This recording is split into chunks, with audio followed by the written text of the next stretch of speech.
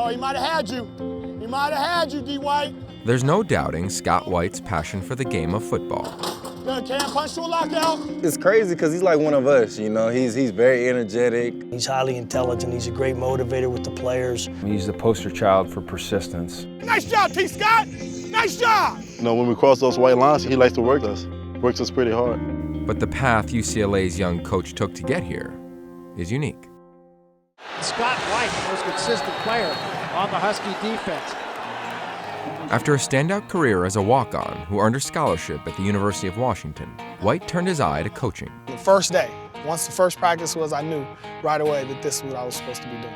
But like all great coaches, he had to get his break somewhere. Kind of how my dad raised me. I mean, he'd tell me like it is. He would always talk to me like, just keep pushing along, and something will crack for you. And that something was an opportunity at UCLA. Started off making coffee, making copies, trying to do everything right, you know, kind of being a gopher. He came to work every day, put his head down, and just would grind. Where were you living? Everywhere. I would bounce around. I would live in the locker room. I would go, you know, crash a couple nights, you know, at my sister's place. I would only get maybe 4 hours of sleep, you know, close my eyes, wake up, and get back to work. You know, it's that type of dedication that you have to show sometimes to get the break that you're after. That break came last February on National Signing Day. Over at UCLA, Jim Mora is in the market for a new defensive coordinator. Jeff Ulbrich leaving the team after 3 seasons to head to be the linebackers coach with the Falcons. Through a statement, Mora wished Ulbrich the best and said an immediate search for his replacement is underway. With the departure of Jeff Ulbrich to the NFL, the Bruins were in need of a new linebackers coach. As far as the UCLA players were concerned, there was really only one man for the job. I wanted him to be the linebacker coach. I want him to coach me, Miles, and Dion, and all these great guys. I went to vouch for him. I went up to Coach Moore's office and had a conversation with him.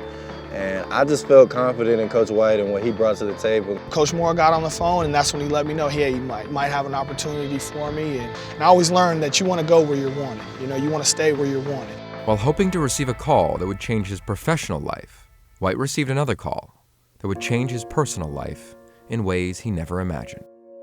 I remember getting the call from my sister, hey, Dad, I had a stroke. I said, oh, man.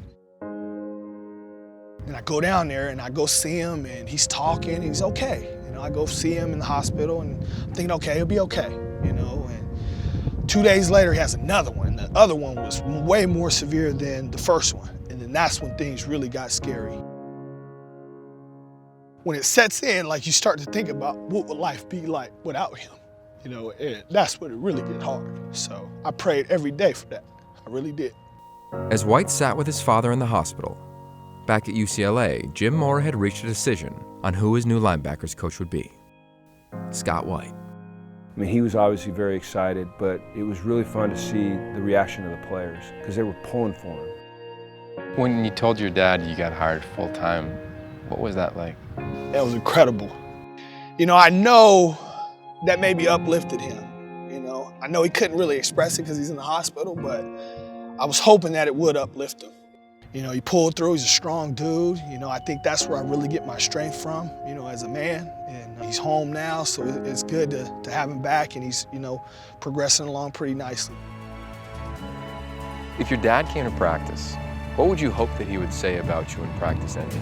You know, I hope he'd be proud of me. I think he would. Good. He always used to tell me, don't be a follower, you know, be a leader. And I hope, you know, my coaching would demonstrate that. Let's go. Bring it on the field, guys. Bring it on the field. Here we go.